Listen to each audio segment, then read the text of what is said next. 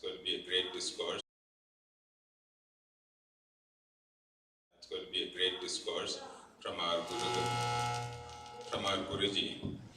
A little bit for those of you who don't know about Sridhar Garu. Sridhar Garu is, and I'll just give a biography and I'll read that out about him. Sridhar Tallapaka Garu, born in Srisailam, Andhra Pradesh, India, is a 12th generation descendant of the great saint Sri Tallapaka Namacharya Garu, who is revered for his 22,000 Psalm Kirtanas glorifying Lord Venkateshwara Swami. Sridhar Garu did his early education in Bhutan, if you didn't know that, and later in Hyderabad, Warangal, and Calcutta. Currently, he works for an IT company in the US and resides in Connecticut with his family. He's a disciple of Sadguru Sri Sivananda Murti Garu, a Mahayogi who strived for the revival of Bharatiyatra and Sanatan Dharma. Sri Sridhar Garu's spiritual journey in his lifetime continued in the year 2001 after physically meeting Guruji. Since then, he has been guiding and inspiring seekers to develop the right attitude on how to live in this material world and how to plan for their final journey. He has a keen interest in the aspects of spirit and spirituality, matter and materialism, creator and creation. He is an ardent patriot and a staunch believer that Sanatan Dharma is a way of life. he's been striving hard to create awareness among people about Bharatiyata and its importance. He has been a mentor, guide, and a role model to many spiritual seekers. By the way, this goes beyond this room. It's in the many WhatsApp groups that we talked about today, and many people that he has touched around the world. Sridhar Garu has established Satsankalpa Foundation both in India and USA.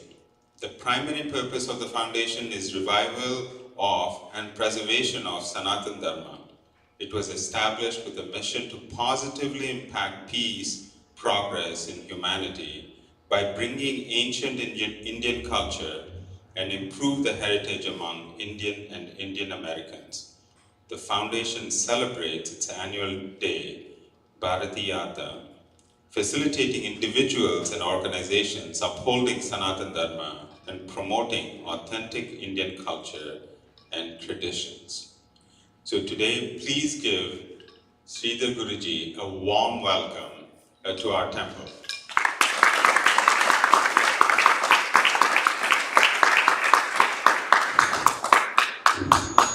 With that,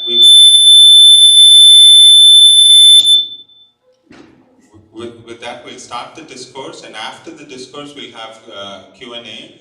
Please think about both kind of your questions about your journey, spirituality, Hinduism, anything that you might have a question about. I can tell you Guruji will guide us through that. Okay? Thank you. We also have chai coming soon. Yeah, okay.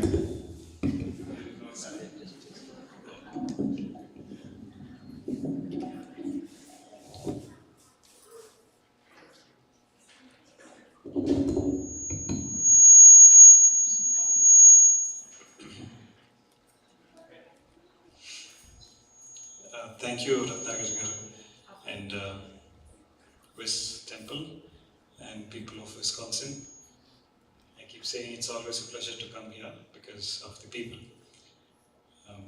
Country, place, location really is not so much of importance compared to the individuals and humanity in humans. So when we come here, we see the devotion that all of us have.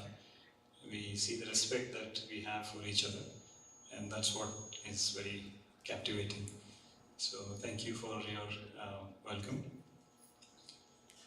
We were in HTW yesterday, and afternoon I was asked to talk a little about religion, the importance of religion and rituals. So for some of you who were there, and some who were not there, we spent about 45 minutes to 1 hour speaking about that topic. And today I wanted to kind of start where we left and progress into the realms of spirituality with a specific mention about what is sadhana. This word is very often used, and many of us look at someone with inspiration and we say that he or she is a sadhak. So I thought we can spend a little time to understand who is a sadhak, what is sadhana, and what happens during sadhana, and what is the end result of it, called Siddhi. So we'll keep it interactive, like he was mentioning. So if you want to pause me somewhere, feel free. I don't have any notes prepared for this. I do have a few bullet points in my mind that I would like to go with. So yesterday I talked about religion and its importance in the society. More important in the family environment than the society. Because I said, in the society, we need to be culturally correct. As a family unit, we need to be religiously correct. As an individual, we need to be spiritually correct. So these are the three dimensions of one's life and living. Religion, just as a two-line recap to yesterday's talk, religion is important because of two reasons. One, it makes a person a better person than he or she is. Two, it gets the person to a stage where he's ready for spirituality. So when we say religion makes a person a better person, what do I mean? I mean, there are certain weaknesses that all of us have in these times. No one is perfect except the gentleman we are looking at on this wall. He's known as the perfect human being, Purushottama. If we start talking about him, that will be a digression, but I bow down to him and start. The weaknesses of mind that a human being possesses is relative in terms of time, in terms of others. Today, a person could be extremely nice and kind, compassionate to everyone. Tomorrow, the same person could have a lot of anger issues. Day after tomorrow, he could be jealous of somebody. And then there could be depression, there could be anxiety, there could be many things that a person goes through. So all these things put together can be called a weakness of the mind, of the human being. Even following dharma, when you have to be righteous at certain times, it's important to have courage. Many of us see something going wrong in the society and we don't speak up because there is a fear of being judged or of being opposed or of many reasons. So being righteous requires courage, and to take a step back saying, I don't know what will happen to me or my family, let me not do that, is a weakness. So the list of weaknesses that all of us have is exhaustive, and it is relative, and it is cyclical. If we qualify somebody to say he's a good man, it's a very highly, I wouldn't say exaggerated, but highly generalized statement. You could say, this person is a good person today with this person. That kind of qualification we need to bring. The same person with somebody else on the same day may not be good. The same person next today could be good with everyone. So there are various permutations there. So to bring about goodness in humanity, religion was set up. Religion was set up by humans. God did not set up any religion. Because if he did, then there was no need for another religion, if God himself set up our religion. So humans have set up these religions in order to make their people, their set of people, could be 1 million, could be 5, all these people, better people. After one practices religion, one practices rituals, one practices festivals, participating in festivals, etc. There is a goodness that the person is supposed to have. If the person is not seemingly good, but he is practicing a lot of rituals, then he is not understanding the message that the religion is giving him or her. So it is imperative that a person in religion needs to be a good person. So I also said yesterday that too many rituals were imposed on people at one time, and it lost the practice of religion lost its importance. It became too ritualistic. After that, spirituality as a subject has grown in the last century or so much that it is seemingly a big brother of religion. A lot of people discount religion and say, I'm a spiritual person, so I don't need to light a lamp at home. I don't need to visit a temple. I don't need to visit a kshetra. I don't need to go to Pushkar Snan, etc. That's all coming out of ignorance and innocence, probably. So, having said that, we all put efforts in our life on a continuous basis. The moment we are up in the morning till the time we sleep, and sometimes even after we sleep in the dreams, we are putting efforts in some direction. That direction usually is about gaining happiness and avoiding suffering. We can generalize that these two are the approaches that every or most of the individuals have in their life. One is to gain happiness or success, happiness out of success or health, and then avoid conflict, avoid suffering, avoid pain. These two are the motivations that everybody has. Over a period of time, typically, again a generalization, but typically after the age of 30 or 40 or 50, one comes to a realization of the temporariness of pain, of temporariness of happiness, of the temporariness of success. This fleeting concept that if I have happiness, it has a start time, it has an end time.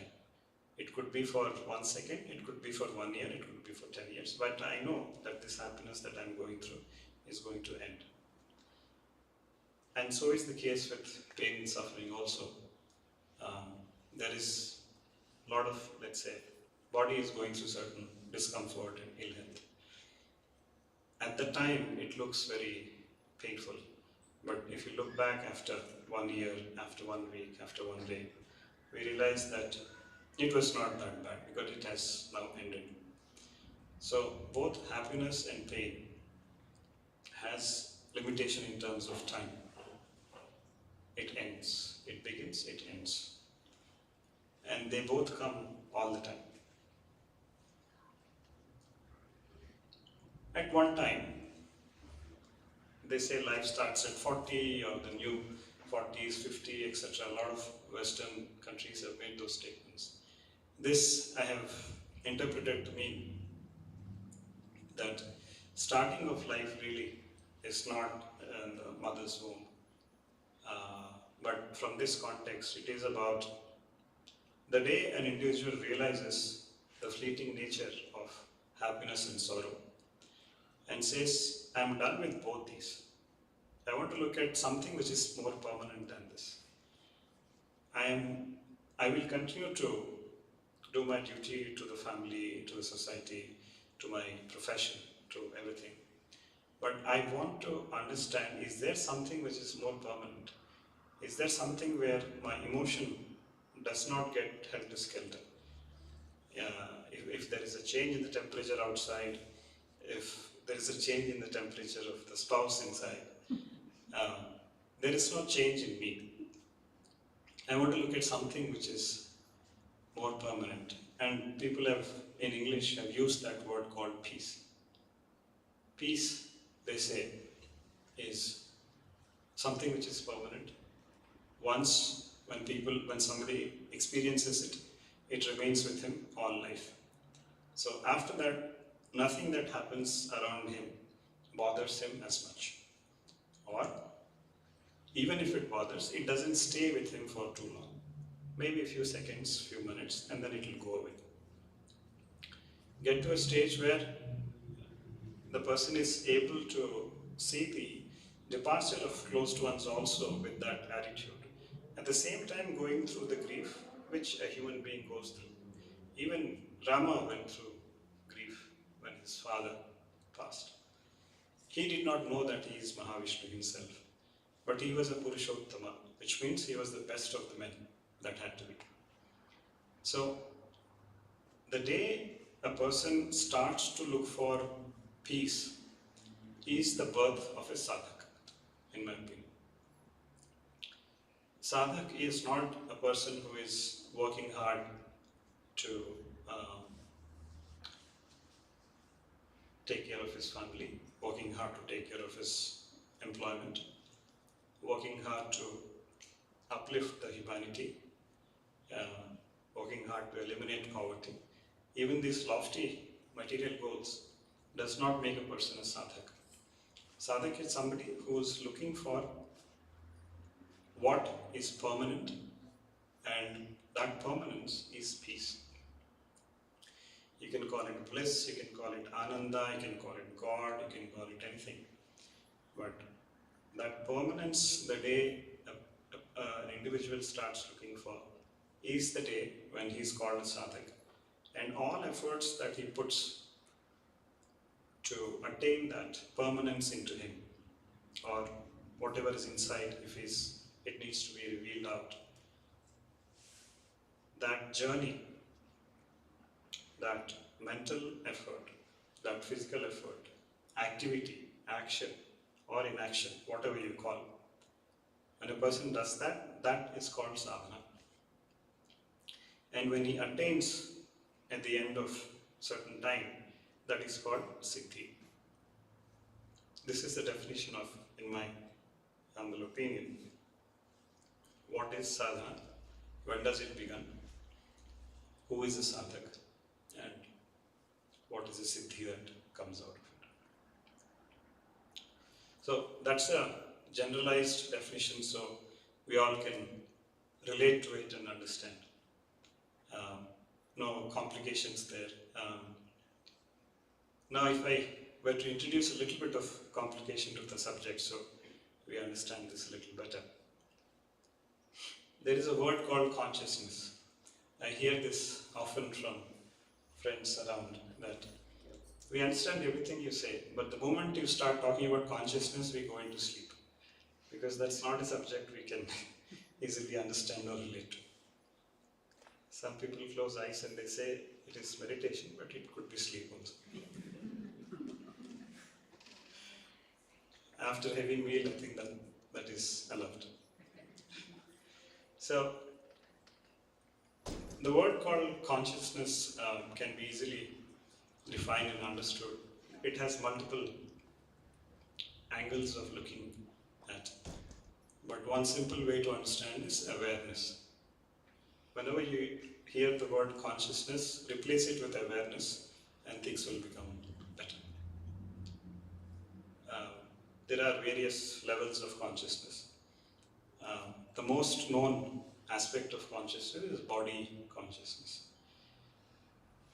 This word many people in spirituality must have heard. When you say body consciousness, you mean you think that you are the body. You think that you are the name. There is a name that is attached to everyone. There is a form that is attached to everyone. These two together is a function of body consciousness. Now, if we are all sitting here, physically speaking, and if we are aware that there is somebody speaking, there is a mic, there is a speaker system, Baba's board is here, there's temple, there's a large hall. All this awareness put together is called body consciousness. So, body consciousness is also location consciousness. I'm aware of this location, that I am currently in this room. This table is there, this chair is there, there are a number of people sitting here. All this together is location or surrounding consciousness. Right? So I'm aware of the consciousness, or I'm aware of the surroundings around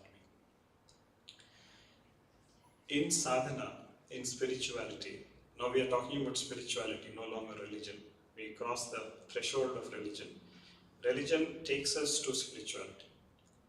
It is, with confidence I can say, it is impossible for anyone to attain spiritual siddhi unless he or she goes through the religion that they are born into. So, religion hands over the individual to spirituality, and in spirituality there is an aspect of consciousness. That consciousness, one of it is body consciousness, and I'm saying surrounding consciousness, or if I'm aware of my surroundings, I'm aware of my body consciousness. In sleep, it's a different matter. I'm not aware of my surroundings. So the consciousness has gone somewhere else.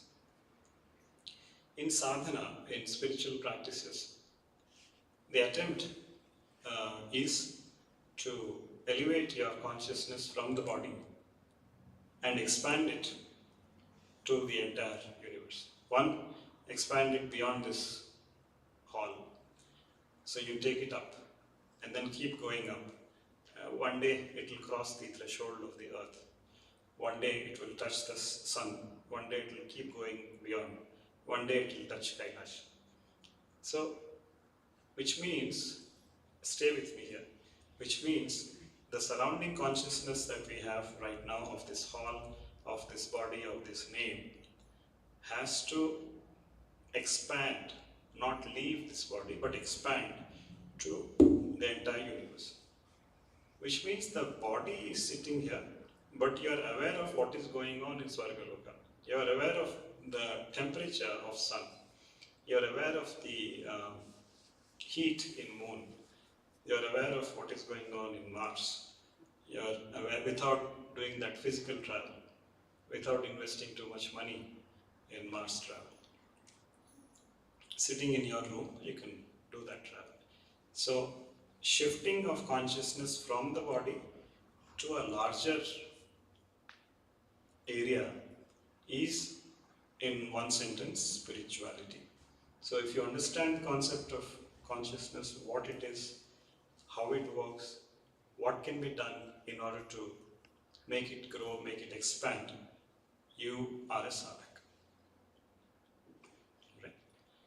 Now there are many methods that scriptures like Upanishads have given to do this. Broadly, there are three classifications. One is Bhakti Marga, the other is Jnana Marga, and the third is Yoga Marga. In all these three paths, your consciousness gets elevated and reaches the higher spectrum of life. And the entity or the concept that helps us to move the body consciousness to higher planes is called a Guru. Guru for us is not needed if we have to pass an exam or get married or have children or get a promotion or buy a house or a car. All these things, Guru is not required at all. We do our punyam, we help people, we visit temples. When somebody needs some support, we provide that, either by thought, word or deed. And we get all the material benefits anyway. Guru is not required for that. Guru is required only for aspects related to spirituality, aspects related to expanding the consciousness, without digressing from our material life. One should never think of going away to forest, leaving the family, and saying that I'll be able to do better sadhana there. It never happens. Samsara is not these 3-4 people or 5-6 people, but it is the mind. So while being in samsara in a family, being a grihastha, one can do penance, which the Maharshis thousands of years ago were able to do, and get to a point where we are able to understand the bigger aspects of life. So, what happens once you expand your consciousness? What happens once you go beyond your little confinement of this body of 5 feet or 6 feet? Is one, you become deathless. You become immortal in the sense you will not continue to live in this body forever, but you will understand the self-realization, what they say, who you are really. That experience will happen. And one day when you decide that on this day, at this time, I think I have finished all my duties, I can go now, you'll lie down and you'll exit from that body. You'll walk away as easy as one would walk away from this hall after some time. There is no pain involved. Nobody should go through the pain of death. It's an extremely painful thing for a person who goes through death. And the difficulty is not just the pain, but if you go through the pain of death, you are reborn again. Anayasa Maranam, they say. You have to leave the body with ease so that there is no rebirth for you. This is the crux of spirituality. Some technical words I had to use, but I tried to keep it as simple as I could. So I'll take a pause here and see if any of you have any comments to make, any observations, any questions to ask.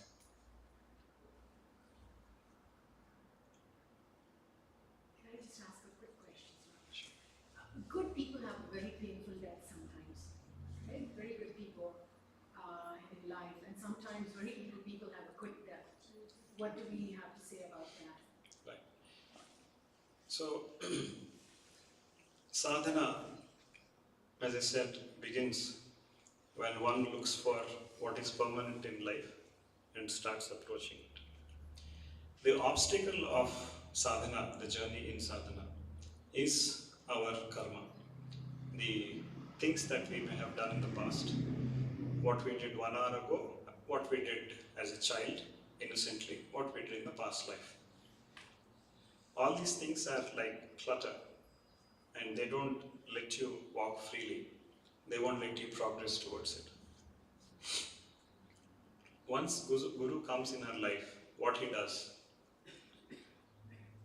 is he will keep us in his lap and he'll make us go through pain. So good people going through pain means that we are being cleansed. There is a cleansing process. A small child would go out and play in the mud and come back. At the end of the day, a mother takes that child and first cleans. The cleaning process is painful for the child. He would resist, he would cry. But at the end of the shower, he is feeling fresh and there is some kind of sense of purity in him at that time. So that's what Guru does. He accelerates karma. Because unless the karma kshayam happens, unless the cleansing of karma happens, the person is unable to reach the destination called God. So if we have a Guru in life, Guru could be a person who is physically around or could have left his body 5,000 years ago or 7,500 years ago, or a book, Bhagavad Gita is a Guru. So if we have any Guru in our life, and if we are going through pain, and if we are good people, it means that Guru is looking at us and our karma is being reduced so that at the end of the journey, perhaps this life or immediate next life, we will reach God. So any suffering that we go through should be seen as a cleansing process being initiated by the Guru. If Guru is not there in our life, let's say we don't understand the concept or believe in the concept, or we think we don't need that concept of Guru in our life, we will still go through suffering. But that may not be in the right direction. The life may not go in the right direction. In the presence of Guru, if suffering happens, we are fortunate. In the absence of Guru, if it happens, then there is a perpetuity. Because our attitude during difficult times is of blaming somebody else usually for our misfortune. When we do that blame, and that blame creates new karma for us in the future, and there is a continuity. But Guru would come, intervene. He would not remove that suffering for us in our own benefit. He would say, go through it, but think about it like this. You have to understand that there is something you may have done. Don't worry, I'm next to you. Things will be fine by tomorrow, by day after, by next year or two. So that kind of assurance is when he gives. It means that he's doing it consciously. He's removing a lot of karma in our life. There is one trick of the trade that Guru does. In our own interest, he would give us a lot of bad dreams. Dreams can be created, they say. So, some painful experience that one goes through in the dream is a gift of Guru, saying that I'll give it to your mind, I will not let your body affect. You wake up and you're very scared. A snake bite, elephant is, throwing me around. I'm about to fall into a pit of fire. I was about to drown, etc., etc. I had all these dreams. It means that instead of letting us actually go through in a physical way, he would make us go through that and finish it off. It's a speeding process. So a sadhak, the moment he starts sadhana to gain something permanent and not temporary, while living in temporariness, the first phase of sadhana is full of suffering. And that is because of this. It means karma kshayam is happening. Enormous amount of karma that we have done in the past is getting reduced to ashes. So we have to be prepared that this will happen and I will go through it, I'll come out of it pure. It is an accepted norm in Guru Parampara. That answers a lot of things. Yeah.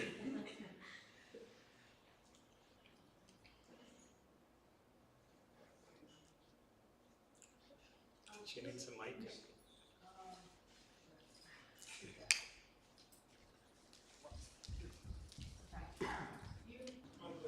You touched upon And with some mantra every morning and evening, 5 minutes, 5 minutes, or 10 minutes, 10 minutes. If you can do that, permanently he will reside with you. His body may evaporate after a few years, our body may evaporate after a few years, but he will constantly, continuously, permanently remain with us. So there is no feeling of separation won't be there with you.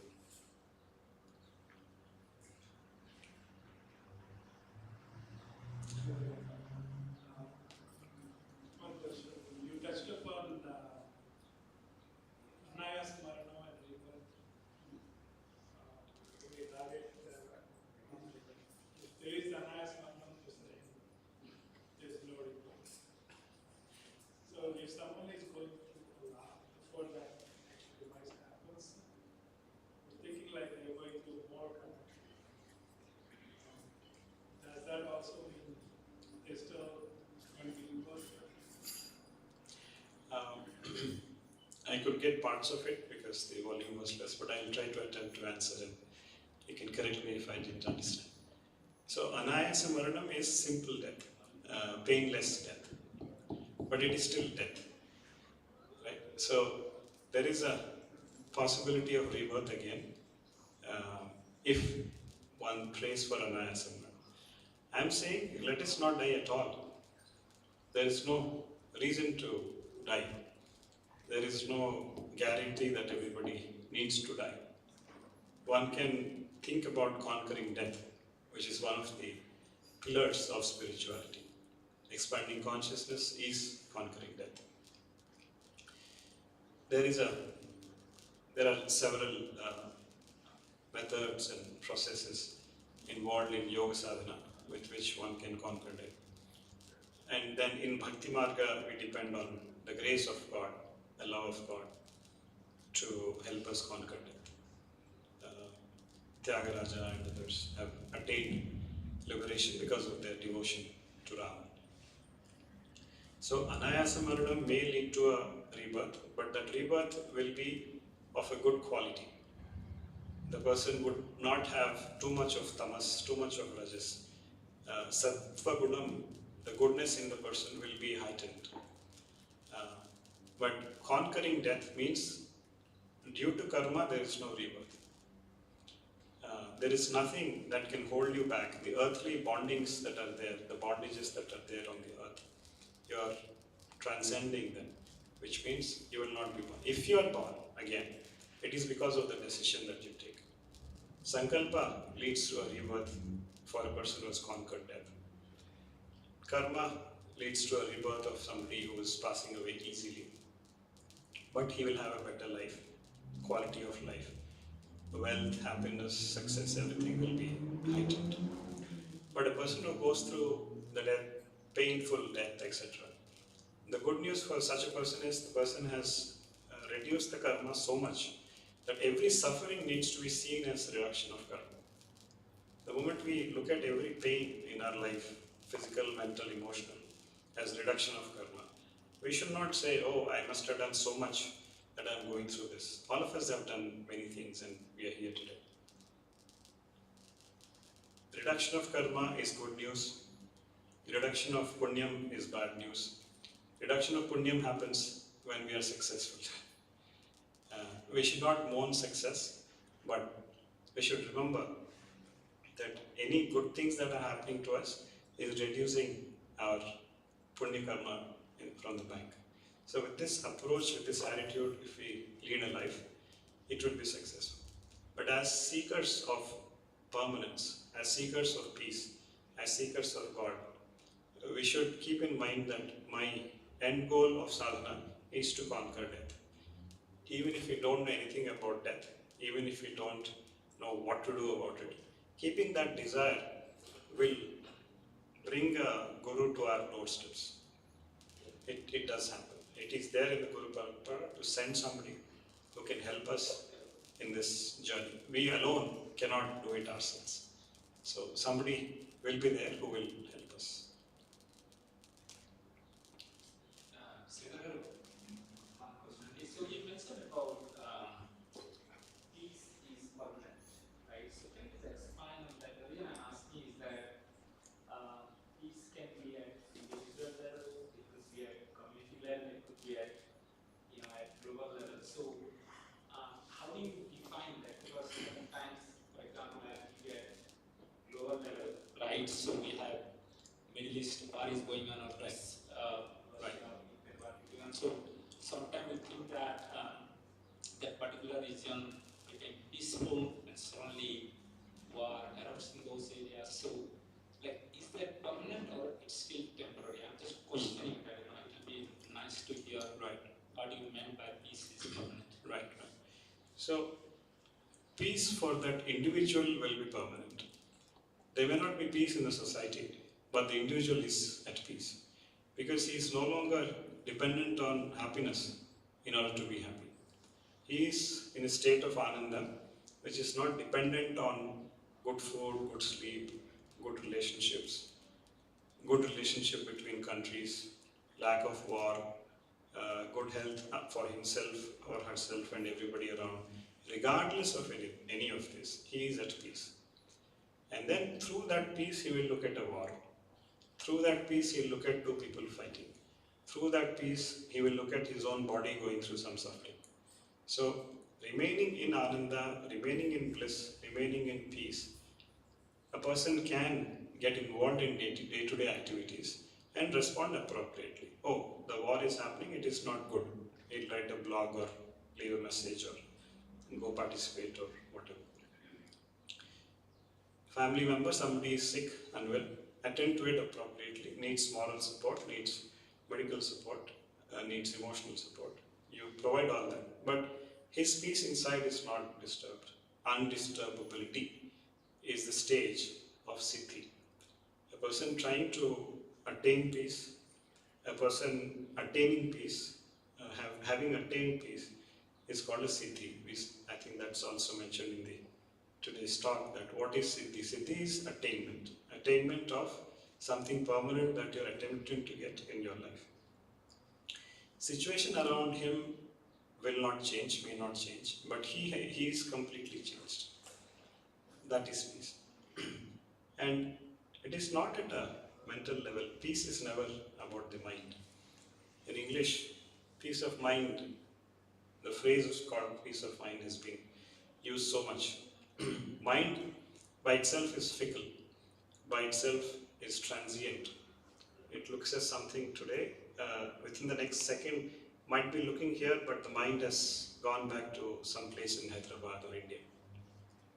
So mind is unstable, it is always moving from point A to point B to point C.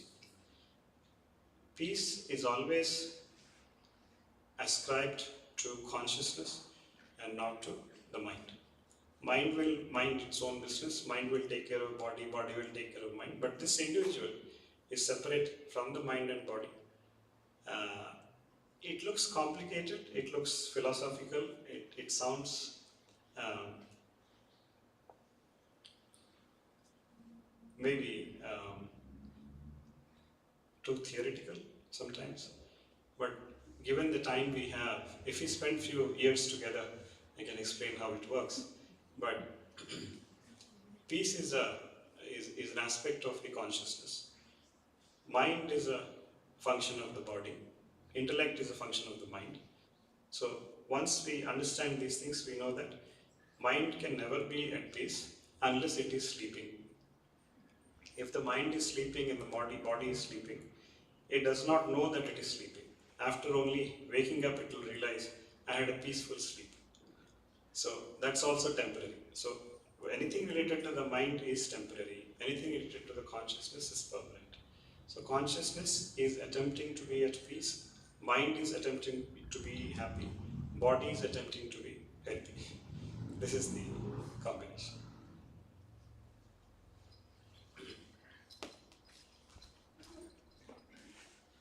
One question from the YouTube live chat. This is Banu. Thank you for sharing this wisdom, Gurudev. What is the difference between consciousness and our thoughts/imagination, and how we discern the difference? Last part, can you repeat? What is the difference between consciousness and our thoughts/imagination, Thoughts. and how do we discern the difference? So, as I said, thoughts and imaginations are related to the mind. Some thoughts come because of the senses. Let us say, if this bottle is not here, I will not think of drinking water. Since this is here, I am looking at it. When I get a break, I will feel like drinking water. So my senses have given me an input of thought saying drink water, it's right in front of you. It will also create a need saying you need to drink water. You need some hydration. I may or may not need that, but my mind is telling me, my thoughts are telling me. So what is the subject here? The subject is senses. Sensory perceptions may give certain thoughts to the mind, and that mind creates an action. What is the action? I take the bottle and drink water. That is thought. Consciousness is basically awareness, as I said. So typically for people with body consciousness, what happens is wherever mind goes, consciousness also is right behind it, like a shadow. Mind has gotten a thought to drink water. Consciousness is also right behind it. And the moment the action of drinking water is finished, mind has gone somewhere else, has gone to, let's say, this boy managing the technology today. Consciousness has also gone to him. And then mind goes here, consciousness also goes here. That is the normal routine of all people. But for a yogi, he can separate consciousness and mind. Through mind, let us say he can go to Kailash, the Mount Kailash. Mind can come back and keep looking at water here, table here, mic here, etc. But the consciousness, the awareness that he is going through is not back here. It is sitting in Kailash. So there is a way to separate consciousness and thoughts of the mind and let the mind do all the mundane things that he can, and let the consciousness do what is important, the sadhana that a person is supposed to do. The consciousness will continue to do that. There is a way. Mantra japa is one way, yoga sadhana is another way, nama japa is another way. When you think of Kailash, when you imagine yourself sitting in front of Kailash, when you chant Om, imagination only, or when you chant Namah Shiva in front of Kailash, mind comes back and does its office duties, talks to people around, but consciousness is sitting in front of Kailash. There is an experience. The experience is real for the body also. There is an experience that happens where you feel the chill of the Kailash mountain, because it's always, most of the time, snowing there, or there is accumulation of snow there. So there is an experience of coldness because the consciousness is there. And there is experience of warmth in the room because there are heaters around. So that's how you understand and distinguish between thoughts, mind, and consciousness. I hope that answers. You had something. In my head. I don't know. You attempted to ask and then we moved. No. No? Okay.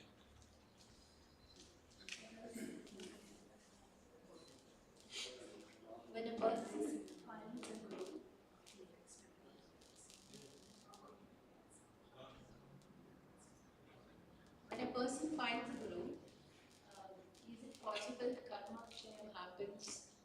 faster. All the karma kshem happens in one lifetime, Yes, yes, absolutely. and the person is always suffering. And Yeah, um, it is possible. Usually, I mean, as we know, there are different aspects of karma. There is prarabdha karma, which we go through in this lifetime. There is agami karma, which we are currently creating for the future. There is a sanchita karma, which is bag, sanchi in Telugu, we call it bag, huge bag of karma that is in store, which will be taken up next time. So, prarabdha karma will remain a little bit. Agami karma is stopped, it is disconnected. So whatever you do, new karma will not be created in front of a guru. And then the focus is on the sanchita karma. Whatever is kept in store for future births is getting burnt in this birth. So that's how it works. Yes, pain and suffering happens because we have asked for the ultimate. If we didn't ask for the ultimate of reaching God, then there are maybe 1,000 births in store, most likely human or sometimes subhuman.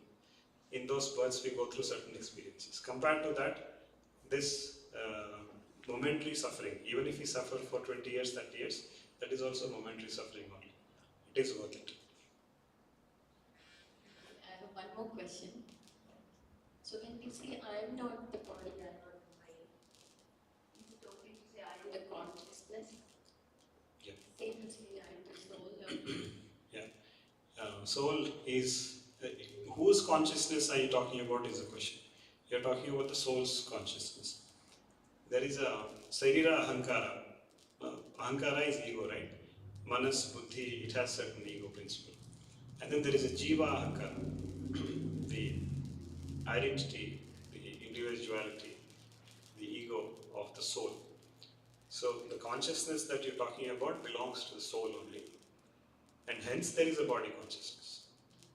So if you say, I am the consciousness, the immediate question is of what? I am the consciousness of soul. Soul is a part of Parabrahman, and hence I am Parabrahman, and this entire universe is mine. Those reductions people have made with experience, Shankaracharya and others. All true. Yes, we can say that.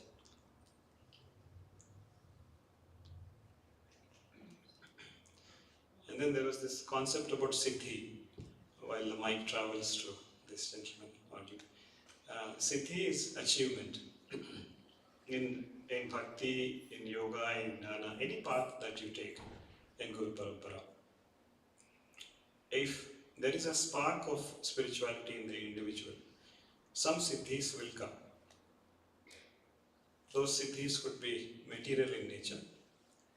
For example, somebody can read our mind, somebody can tell our past or future, somebody can make certain future happen, and somebody can stop rain from falling. I don't know why anybody would do that. Somebody would make rain come if there is no rain. All these things are powers, they are siddhis, we call. These are material. If you all put them together, this is called material siddhis. The ultimate siddhi that one should keep in mind is about reaching God. The ultimate deliverance is, I have reached God, I have come home, I have come back to my, like Ravana Maharshi said the moment he entered Arunachala. He said that, Father, I have come. Right? So he realized that that is his father Shiva sitting there. So when that experience happens, all these other material siddhis that everybody has, there is no exception to that.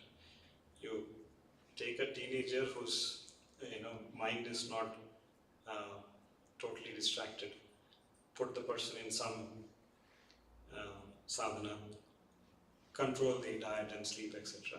In 12 years, the person can become a Siddha Purusha. But Siddhi with Jnana is important. For example, if there is some war about to happen, a Siddha Purusha can get up and say, I will stop the war. But is it good to stop the war? If God himself is not intervening, who are you to intervene in that? Right? So some jnana is required, some karmaksham is required there, and hence it has to go. Maybe 5%, 10% intervention can be done, but not fully. So Siddhi, if any of us get any Siddhis like the ones that I have mentioned and many more are there, don't take it seriously. If anybody is exhibiting Siddhis, don't be enamored by it. Bow down with respect, but don't be enamored. The bigger things in life is the peace that you attain, is reaching God's feet one day. And constant waiting, symbolism of constant waiting is Nandi, right? What does it do?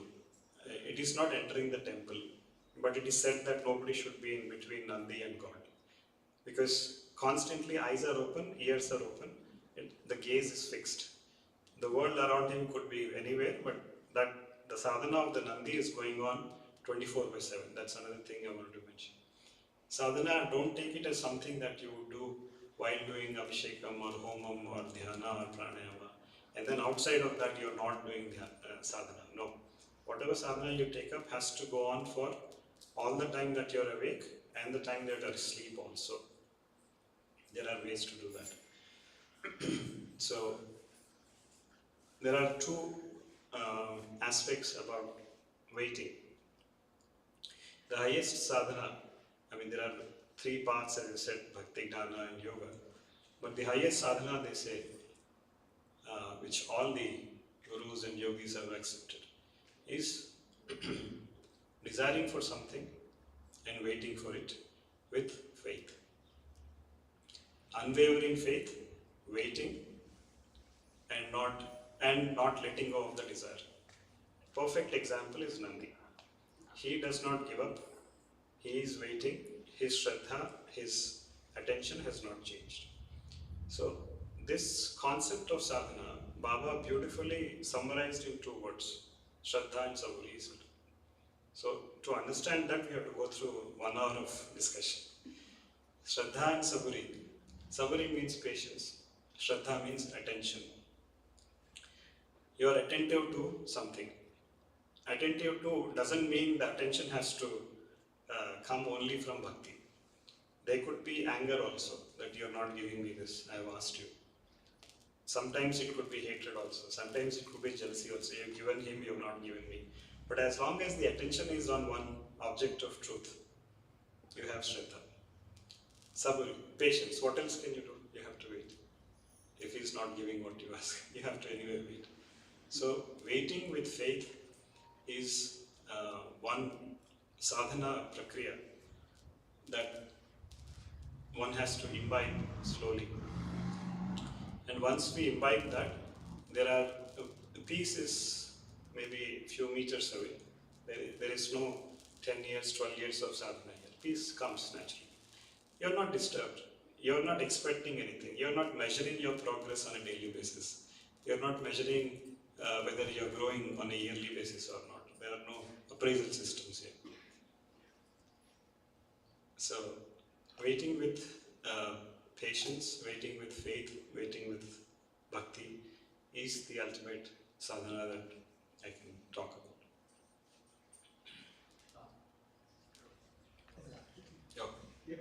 Yeah, go ahead. I just have a quick question. I think you covered some of it already, but so to attain that peace, when you're surrounded by distractions and you live in a material world and you have your own duties and everything, what are the things that you can do? There are 2 methods to attain peace. One is to understand the fleeting nature of the mind, fleeting nature of the body, transient nature of the body, temporariness of everything around us, and then remain stable with jnana, saying that this too will pass, but I don't need to change, I don't need to react, I don't need to respond just because this is bothering me. I will continue to do my duty, I will continue to fulfill my responsibilities, I will look for peace when it comes. That's one. That's an arduous task. Second is, ask your guru and take it. Ask and take is easier than going through the rigmarole ourselves. So sit in front of your Guru, whether the Guru is has been framed up or is sitting in a Vigrahan format or physically there. Just say with a lot of maturity in mind, saying, I've gone through this, you know my life. I need peace. Give me peace. There is nothing in the material world that can give us peace. There is no karma that can stop us from getting peace if we have a Guru in life. And the simplest way, effective way to get peace is by asking for it. Ask once and that is enough. If you want to ask every day, that is also fine. But asking and taking is the simplest, the most effective way to attain peace. And nobody needs to, it is not about anybody else. There is no third person here. It is between us and our Guru. I have asked him, he will give me. With Shraddha and Bhakti, with Saburi, I'll wait, whenever he gives. And the moment you get into that path with that conviction, right then, at that moment, you will start experiencing an ounce of peace, immediately. There is no need to wait for so long. Immediately you will start. The bliss of sadhana is so beautiful that the day we start, the moment we start with that conviction, we will start experiencing it without any delay. So, just ask and take. Guruji, you said that we all need a guru in the life, and there will be a lot of tens and hundreds of people who might be approaching a particular guru or something like that. How would we know that guru accepted us, and then guru is in our life, and then we are traveling with it? What are the indicators? To attain the Siddhi. Right. Simplest is we light a lamp in the morning or evening. We sit in front of the lamp. We pray to the lamp by declaring it to be our object of worship. Any form, Rama, Krishna, Shiva, Baba, anybody that you like and worship, you declare that that flame is that. No need to go to Kasi and all. It's good to go, but we do namaskar to it and say, I need mukti in my current life. Sadhana needs a direction. Sadhana gets a direction when there is a defined goal. Like in material life, unless we have goals, we are not marching towards it. We are just living on a day-to-day basis. Some goal, some objective has to be defined. And it is especially true in spirituality. In materialism, maybe it may not be as required. But unless goal is clear, spirituality, the sadhana in spirituality does not begin or progress. For everybody, there is only one simple purpose of life, and that is to attain liberation. If we don't understand that concept, that is fine. If we don't believe in that, that is also fine. But since great scriptures, great scholars, yogis and gurus have said that moksha or mukti or liberation or merging in God or guroham, shivoham, whatever is there, that is said to be the ultimate. I want that. Declare to the flame that I want that. Today onwards, take me in a direction that is going to ultimately lead me to that destination.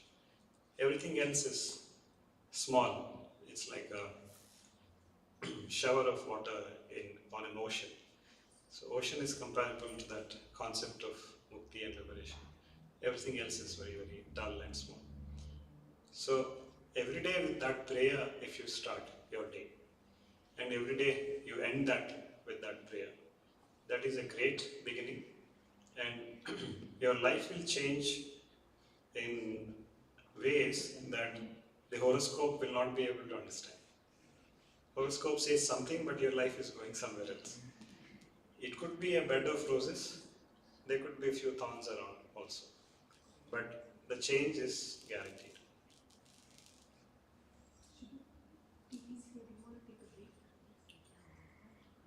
Go ahead, easy. There's a couple of questions. There's like 4. I'll ask them really quick. Mike?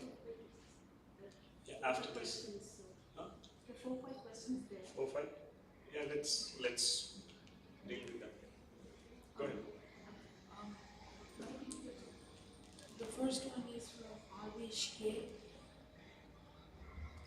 question. How do I deal with anxiety over small things? How do I deal with anxiety over small things? Anxiety over small things. Yeah. Be anxious about big things. The moment you define something to be small, it cannot make you anxious. Right? That's the logical answer. So tell yourself that it is really a small thing. Then it will not bother you. Most of the time, anxiety is because we are worried about the outcome. Outcome, trust me, is not in anybody's hands. It is in the hands of God. If you put your effort and don't think about the outcome as much as you're currently thinking, the anxiousness will come down. Okay. The second question is from Valmini. How to make consciousness not follow mind? Is that through imagination? Initially, it is through imagination. I think the question is, how do you separate consciousness and mind? It is initially through imagination. Even in Yoga Sadhana, you are imagining Ida, Pingala, Sushumna, Muladhara, Swadhisthana.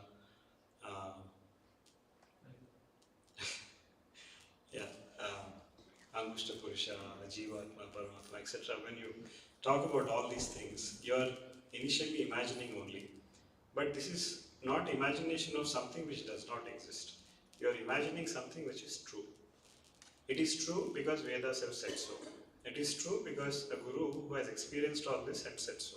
So with the trust and belief in the Vedas, in the guru, when you start your sadhana, when you do your imaginative sadhana, one day that will very easily, naturally shift to reality, and you will be able to see inside better than an X-ray machine or a CT scanner would do. You will be able to clearly see what is going on in the subtle body, how the food is getting digested, what exactly is going on in the body, the nadis, the 72,000 nadis, and the most important one, and the chakras, etc., etc. Everything will open up. So the key to opening up that is between imagination and reality, and that is again sadhana. Seeing the reality is siddhi. Beginning the yoga sadhana is sadhana, and that is imagination. But imagination of the truth. If you imagine something false, then it will not be visible even later. Only truth is visible later, not the falsehood.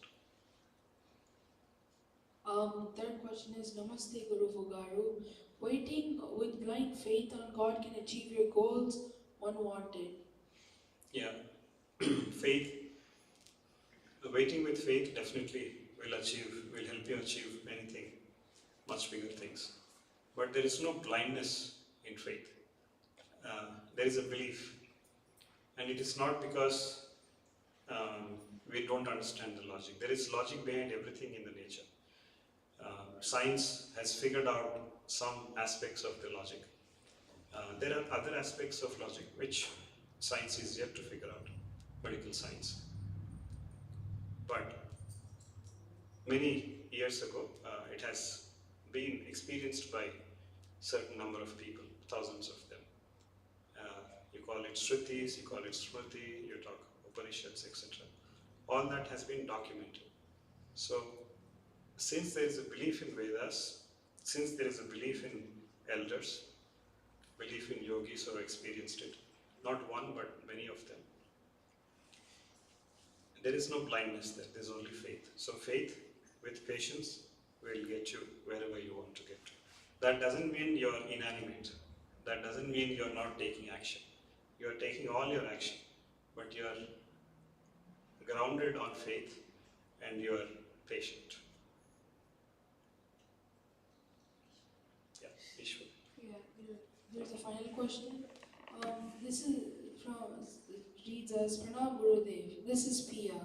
Thank you for your talk. When you have duties such as jobs, studies, etc., that take much time and a physical toll, how should we manage this while also doing sadhana? Yeah. It depends on what kind of sadhana one is taking up. Like I said, dedicating exclusive time, morning, afternoon, and evening, is one way of looking working at Sadhana. The other is 24/7 something is going on. And all that you're doing is directed towards your end goal of attaining God, conquering death. How do we maintain the energy levels all through the day? Pranayama is a good method. Moderation in food is a good method. Getting adequate sleep is an important thing. But I would emphasize more on pranayama. All of us know to an extent what is pranayama. Basically inhale, hold and exhale if possible, otherwise inhale and exhale in a conscious manner. Involuntarily we are always constantly breathing. There are centers, involuntary respiratory centers like nose and throat and diaphragm, etc. Without effort they are expanding and contracting. There's air going in and coming out also. But voluntarily, if you dedicate few minutes in the morning, few minutes in the afternoon, few minutes in the evening, that will set you up from an energy point of view all through the day. One time you do pranayama, that result is effective for about 6 to 8 hours. So if you do pranayama in the morning and by afternoon or evening you're feeling dull and weak, it means that that dose is wavering off. Another dose you have to give. Before the flame goes out, you have to add some oil or ghee into it so the flame doesn't burn down. So every 6 to 8 hours, if you can do some kind of a pranayama, you don't need to sit in some padmasana in the puja room where nobody is looking. All that is not required.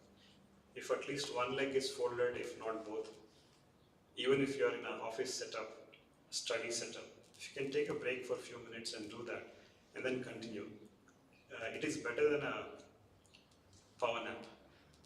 Pranayam is 100 times better than a power nap. So, good luck with that. That's all the questions. That's all. Okay, it's 4:41. We can, yeah. Between mind, body, and consciousness, they are the three elements. Now, you said you gave an example of the water bottle, right? When you pick up the water bottle, it's an action of the body. Directed by the Your mind. thought has gone there to drink it, and also the consciousness follows the mind. So Correct. thought. So in Gita they say action, deed, and thought has to match. Is that happening at the time? In the smallest possible example, yes, it is happening. But it has to happen in dharma. What we mean, we have to say. What we say, we have to do. That's what Krishna said. So when all the three match, then Then there is peace. there is peace. Again, connecting it back to the original thought. There is disturbance, especially if you see somebody angry or frustrated. It is not so much about the people around or the environment. The person is inherently disturbed. And that disturbance is coming out in certain expressions. So, if there is peace inside, and if there is anger expressed, it is very, very short-lived, and it is to the point. For this reason, for 2 seconds, 3 seconds, I'm going to yell. After that, I'm as cheerful as if nothing is happening. And don't misconstrue all the psychologists and psychiatrists that this is split personality. It is not. It is somebody who is in peace, and he has to use anger sometimes to explain some things to some people. So, one is inherently not at peace, and hence all these Arishad Vargas are driving him to behave and misbehave. But on one hand, he said, the body, I'm not the body, I'm not the mind. And the other one is saying, I'm all three have to be in sync to be at peace. Yeah. So in the worldly life, it has to be in sync. Thought, speech, and action has to be in sync in the worldly life. I am not the body, I am not the mind is a spiritual concept that one needs to keep it for himself. With that concept, one cannot be driving a car and be safe. With that concept, one cannot be sitting among family and friends and talking movies. You cannot say, oh, I'm not the body, mind, you can do whatever you want, I'm not interested. So one should be a fit in the society, should not be a misfit. But internally, the person can be thinking about the concepts that, my body is doing this. When you say it aloud, it sounds funny too, in some cases. But we should, that's why spirituality is a secret science. It should be kept to oneself. Outside, dharma only should dictate. What is my dharma today? My body is sick. My dharma is to give it medicine, give it the right food, give it the right rest, and come back. It is raining outside. My dharma is to take an umbrella and go. It is very hot outside. I should sit inside with air conditioning. These are all very simple dharmas that we talk about. And then there are complicated dharmas also. So in the worldly life, dharma only should be the guide. In the spiritual life, closed eyes, you should only be looking at God inside and nothing else. So the entire process is cut short, where you first disown the body, then disown the mind, disown thoughts, then try to get to a thoughtless stage. This is slightly complicated in my opinion. Directly go to the source and say, I want you. I will chant this mantra. If you have any guidance to me, you tell me, make improvements in my life. I will keep correcting those improvements. But meanwhile, I'll just be. Yeah. Yeah.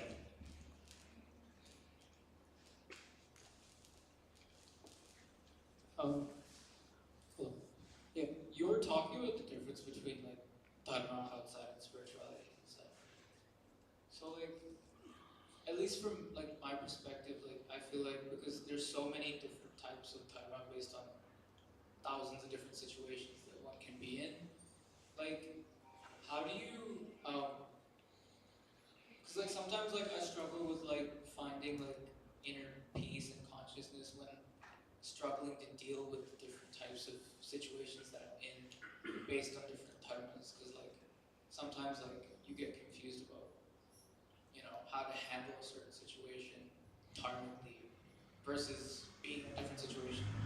And I feel like sometimes like I end up detaching from the inner like peace or spiritual process that I'm trying to find because I'm so exhausted with trying to find solutions from my outside situation. So like how do I like not let go of that inside peace while dealing with so many different types of situations in my head? So usually confusion and anxiousness and complications in the mind arise when we are thinking about controlling something which is out of our scope. There is a war happening between two opposing cultures or nations. We spend hours together talking about that. And we know that we don't have a say in that. We cannot go and dictate somebody said, no, you should not fight there, it is other dharma, etc. So we have to figure out what is my role here, what is my scope of thought here. And very clearly say, oh, this is my boundary, I will not cross this. If you are within the boundary of your scope, then this confusion will not arise. Example, Vishwamitra, they say, is a great Maharshi, and he was so powerful that he was parallel to Brahma. He could create parallel universe. He created Trishankhu Swarga. But when small, I don't know, small or big Rakshasas were there, he asked Rama to come and kill them. He said he could have eliminated all of them, including Ravana, if there be, by his power. Mahavishnu could have easily eliminated Ravana by sitting in Vaikuntham only. He didn't have to take a human birth. One thought and Ravana could have been eliminated. So they are all bound by dharma. Vishwamitra said, this is not my duty. Kshatriya dharma I don't have. There is a Kshatriya in front of me. I know he is Mahavishnu. Currently he doesn't know. But he is Rama, he is a prince.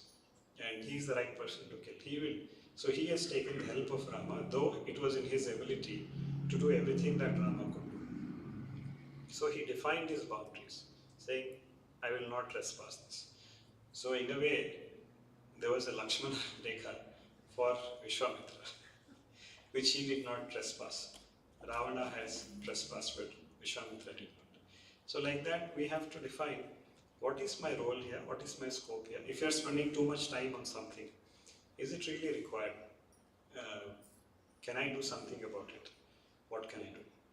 With those few questions, once you figure out what you should and what you should not do, then life becomes much more peaceful.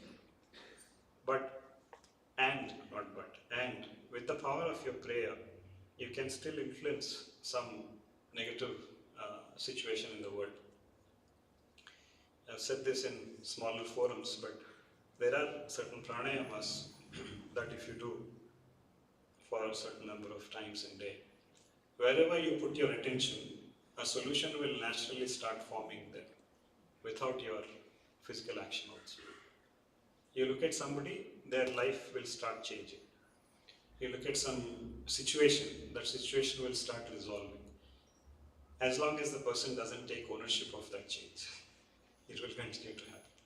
So there are certain siddhis that one can acquire, and then the concern that you have towards India, concern that you have towards America, some pockets which should work better than what they are. You put your attention there, and because of your tapas, because of your sadhana that you've done, there will be a change there. Not necessarily because you are thinking about it or talking about it or doing something about it. Of course, getting Upanayanam done and chanting Gayatri Mantra also will make a difference. Yes. That is the reason for that. Yes. And I have one question. So, Grihastha will live in this materialistic world, so we are influenced by all these factors what we discuss of, and then we try to go into sadhana mode by ignoring some things and all that. But if you see Maharshis who's living Himalayas or wherever, right? So they attain peace very easily. If you're talking about the Maharshis of yesteryears, during Rama's time, Krishna's time, most of them, if not all, were Grihasthas. They were wedded, they had progeny. That's why we are their Santana. The Gotras that we have belong to some of the Maharshis. So hence they were wedded. A person who goes to Himalayas or deep forests, leaving the materialistic world, is doing for two reasons. One is to attain something called Vairagya. Vairagyam is a misunderstood subject. Vairagyam is an attitude. You can be living among thousands of people, but you could be unattached to anything, at the same time contributing to everything, without expecting anything back. That is Vairagyam. So, to attain Vairagyam, some people said relationships are a hindrance. So people take sannyas. Oh, I don't have Vairagyam. Without Vairagyam, there is no moksha. So let me get rid of all my relationships so that their karma does not attach to me. And hence they go there. But having taken sannyas and living in Himalayas, are they still thinking about the wife and children? Are they still thinking about how much money they could have made if they continued for the last 10 years? Are they still worried about the bank balance of their children? If these thoughts are there, then they are living in samsara only, not in sannyas. So, being a grihastha, one can be a viragi, one can be a sannyasi. It's the attitude, it's the mental attention to things that happen. So, on a case-to-case basis, we need to see whether this sannyasi has real sannyas attitude in him, or whether this grihastha has real vairagya in him. Contrasts are possible.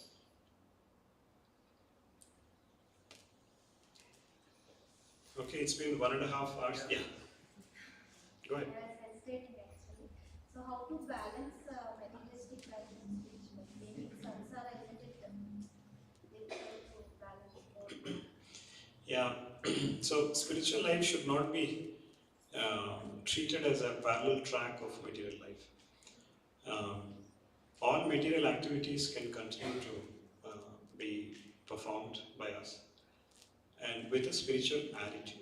Spirituality is purely an attitude, and it has less to do with any actions and more to do with the way we think about the material life. Money or lack of it, happiness or lack of it, sorrow or lack of it, properties or lack of it. how is the attitude to each one of these defines how spiritually mature the individual is, as opposed to physically sitting in dhyana for 1 hour in the morning, 1 hour in the evening, doing abhishekam. All these things need not define the persons. So do not look at them as parallel tracks. Keep correcting your attitude towards relationships, all relationships, including yourself.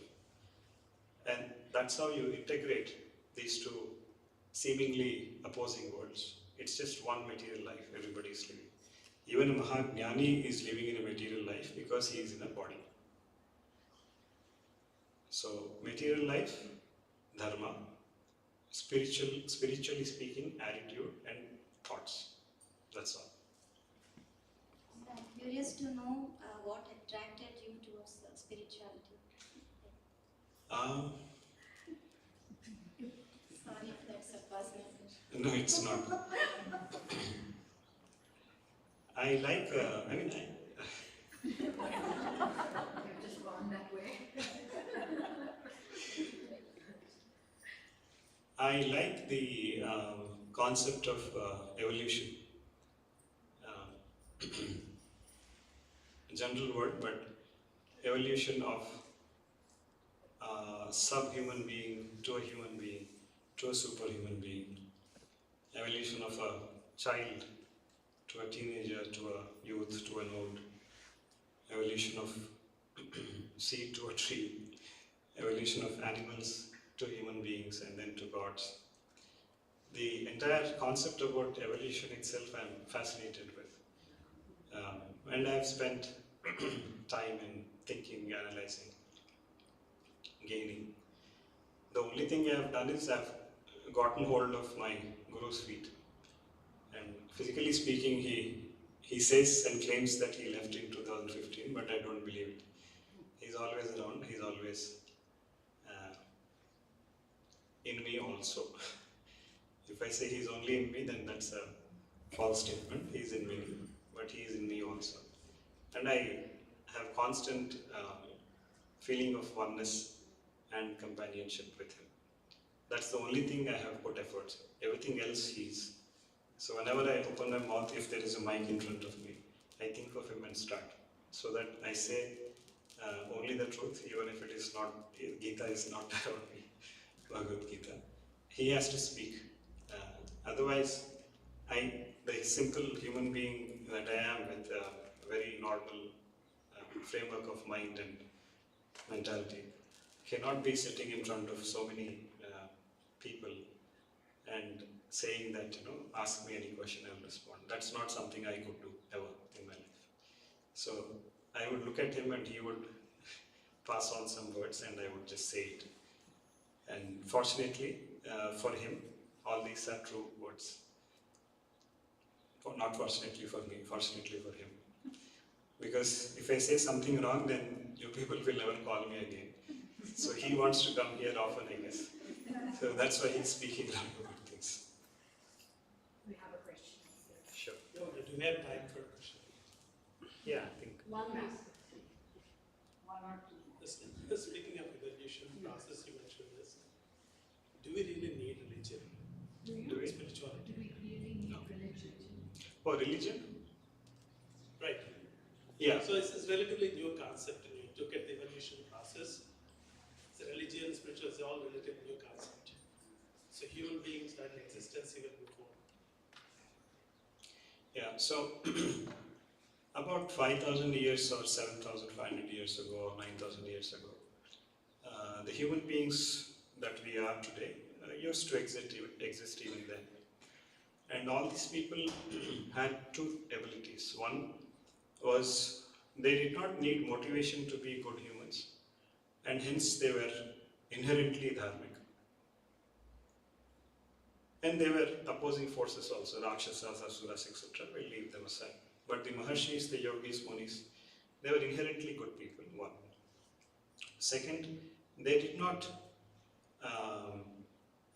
they had rather the ability to converse with God one-on-one, physically speaking. They used to meditate on light, and just before opening eyes, they said Rama, and Rama used to appear in front of them physically. and they used to have a conversation. And this has happened not with one person or two people, with several. So that is Sanatana Dharma for us. As the years passed, because of the influence of Kali or whatever reasons, the human beings lost the ability of doing penance. We cannot go without food for maybe 1 week or 10 days. We cannot go without drinking water for a few days. We cannot go without breathing for a few minutes. So, and our ability to think, the intellect has also become pretty dull compared to what it was in the past. And inherently there are a lot of weaknesses among humans. So to address these two aspects, the ability to connect with God, the basic need of being good human beings, religions were created. They were created in a structure, in a format which said, do this, don't do this. Basically, do's and don'ts were created. And they said, if you follow this structure, you are going to become better human beings. And a better human being is eligible to practice spirituality. And having practiced spirituality, they can connect with God in a much more seamless way than current imaginations. So for that reason, religion was born. Now, if there is a person who has complete control over his senses, complete control on the Arshad Vargas, and has the ability to do penance for days together without any need for bodily comforts and mental comforts, for that person there is no need for a religion. But even those people are highly elevated, though they don't need religion, they are inherently good people and dharmic people. Since they are in a physical body, they practice religion to the extent they can, so that society that is seeing them does not take them as bad examples and not follow religion. So for these reasons, religion was formed and given. But aberrations have come in the practices of religion. Instead of becoming good people in the society, ritualism was imposed so much on the individuals that only certain class of society said all the rituals we own and others don't own. All those ego conflicts have started. So the original purpose, the twofold purpose of providing a religious platform for human beings in order to become better and reach God, lost its purpose. That's why there was interventions by avatars like Buddha and Shankaracharya, Madhvacharya, all these people, even today. Several people are coming and they are focused on these two only. Practice religion to the extent you can. If you don't understand religion, there are scholars who explain every mantra, meaning of the word mantras, meaning of the rituals, why Sandhya Vandanam needs to be done, why Deepam needs to be lit, why do you need to visit a temple, why do you need to visit kshetras, why should you fast on certain days, why should you feast on certain days, why should you necessarily wear new clothes on certain days. All these things, people are coming and making those corrections. So, is it a perfect science today? No. And hence, there are gurus and jnanis who are helping us to understand these concepts better so that we can get them. But without, if we short circuit and do a long jump on spirituality without, by consciously avoiding religion, there could be a fall and it will be taken over as a correction in the next life. That's what elders are saying. One last question. Okay. So, is it possible to attain mukti or self-realization in one birth just by chanting Baba's name or by meditation? Yeah. If you have Baba in your life, it is possible in one birth. I didn't put any doubt in your mind. What I meant to say is, if we have a guru in our life, it is possible in one life. If we don't have a guru in life, it may not be possible even in a million lives. You need to have a living guru. Guru is always living. How can Guru die? How can he live? We are the ones who die. He doesn't die. He is always there. Your belief keeps him alive in you, for you. You need a physical body to. Yeah, that is called body consciousness. Yeah, sometimes we need somebody physically to answer and clarify certain doubts that we have. And he works in his own mysterious ways to send people in our lives to explain his concepts in a manner that we understand. So it is all his Leela.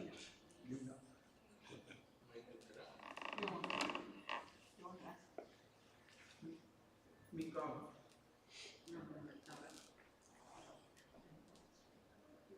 Gurugaru, Yeah. all gurus are here to guide the masses for liberation if the masses desire, right? So that will happen only after death. So is there a way where the disciples can merge with the gurus so that they are guaranteed in their lifetime that they are going to get liberated? So there are 3 points here. One is liberation is not for masses. It is for maybe 1 in a million. Because at the surface level, some people may have thoughts about liberation, but it is not sustained. Once we see some success and happiness, we forget about liberation that day. I joke that, many of us have something called weekend vairagyam. Every Sunday evening, we experience vairagyam because Monday morning blues for school, college, and offices will be there. It's called weekend vairagyam. Unless vairagyam is sustained, the desire for liberation will not sustain. So, the desire for liberation is typically 1 in a million kind of people, number one. Number two, typically during the process, now technology, during the process of exit of a soul from the body, depending on which part of the body it exits, we can see whether the person has rebirth or no rebirth, mukti or. So usually during the process of death, Guru enters the body of the individual. There is a science behind this, there is engineering behind it. And he takes over the soul's journey from that moment to the departure point. When death appears, the soul is not there. It will walk away from the body. So that is liberation. And that is experienced by the person who is going through it only. People around that physical body that's going through death definitely will not understand what's going on there. That is one. Second is that is the normal process of liberation. But in rare cases, 1 in a million of the people who are seeking vairagyam or moksha, while physically living itself, they attain liberation. They don't need to wait for the point of death. They liberate while in the body, which means they come out of the body a few times and go back and live like an independent free spirit. Those are very, very rare. And if we have the courage, we should ask for something like that. I want to be liberated and live on for some time. And that is also possible in one lifetime. Regardless of what baggage we have come from in the last decades of our physical existence. That is also possible. Thank you. Okay, so any questions on the call? Oh, there is one and we'll close with that. Give the mic.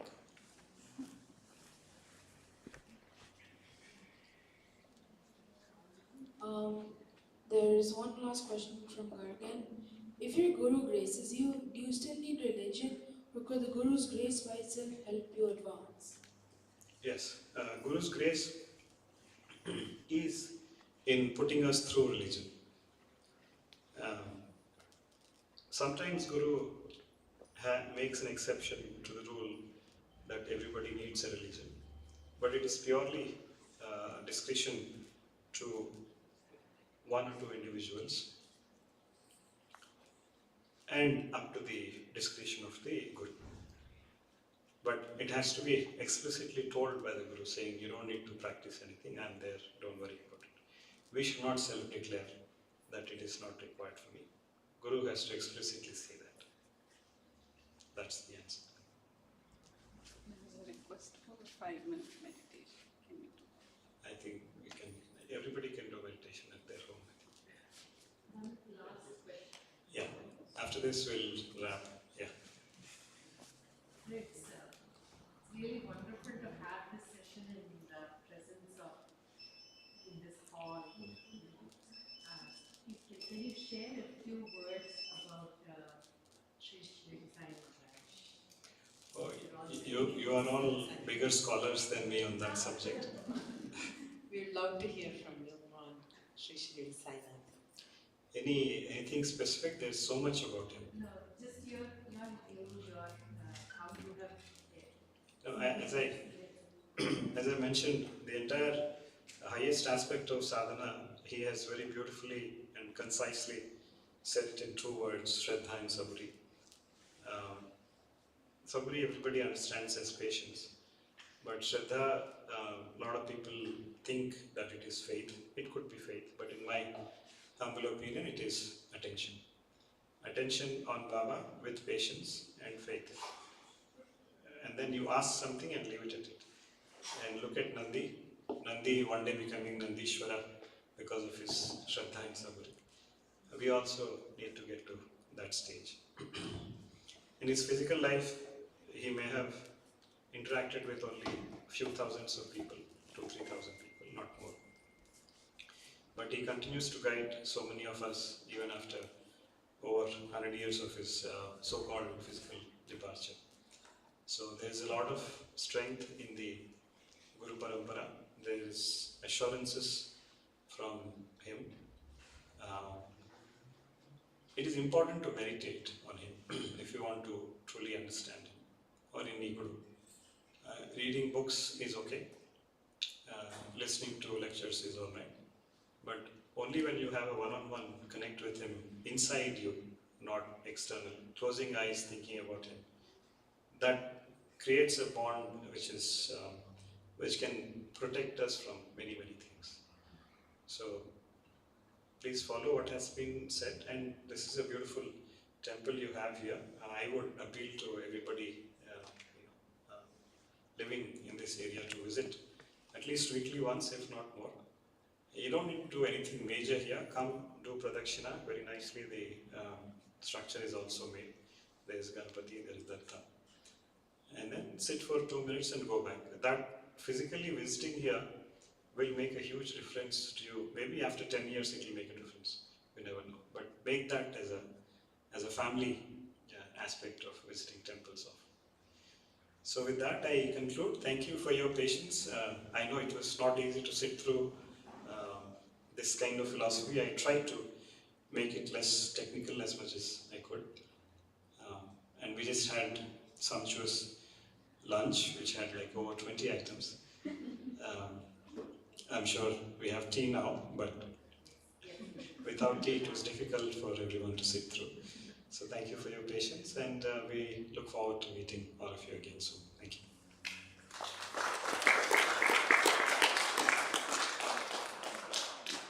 Shri Sachidananda Sadguru Sainath Maharaj Ki Jai. Thank you so much, Sridhar, for coming and taking all your time today to be with us at our temple. That is such a joy and a blessing to all of us. As you said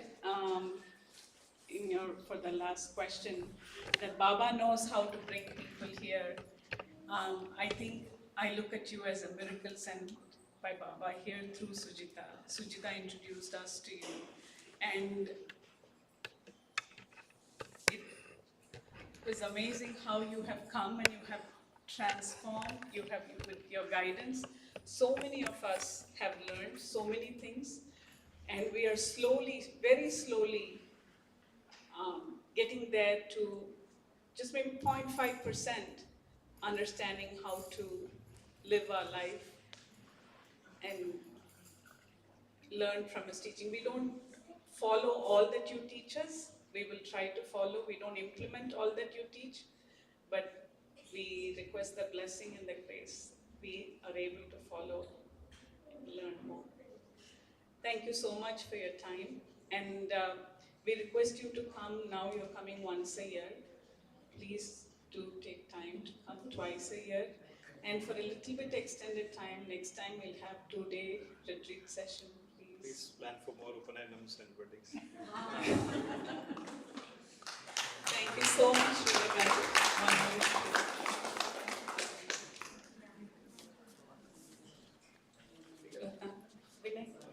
Vinay, Ratnakar, Satya, Padma, please, Padma.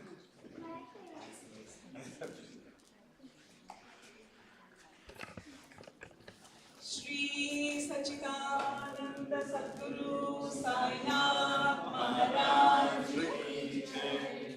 Muthu, Chitra.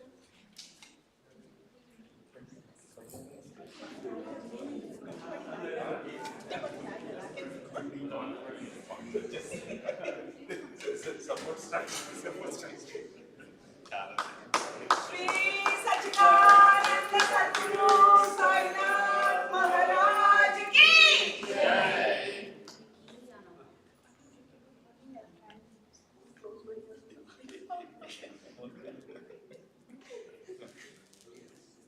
I hope you all enjoyed that.